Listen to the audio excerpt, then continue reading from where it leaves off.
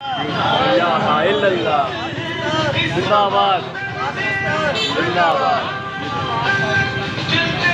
काशी जिंदाबाद जिंदाबाद पाकिस्तान जिंदाबाद पाकिस्तान जिंदाबाद।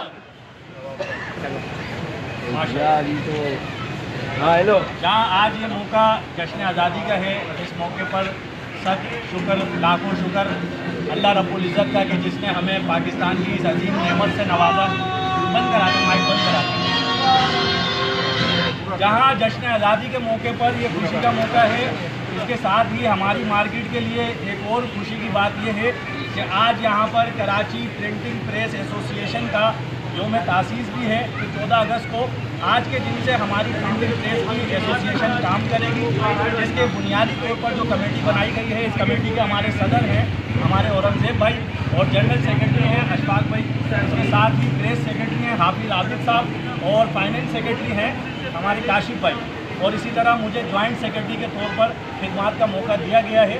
तो लिहाजा ये जो प्रिंटिंग प्रेस की एसोसिएशन है, ये हमारी मार्केट के तमाम ही उमूर सर अंजाम देगी और मार्केट के जो मसाइल हैं सफाई सुथराई के हवाले से, लॉ एंड ऑर्डर के हवाले से, और खुसूसी तौर पर इस वक्त जो हुकूमतों की तरफ से ये बिला ज़रूरत टैक्सेस लगाए जा रहे हैं, इन टैक्सों के हवाले से सरकारी महकमों में बात करने के लिए हमारी जो है ये यूनियन काम किया करेगी।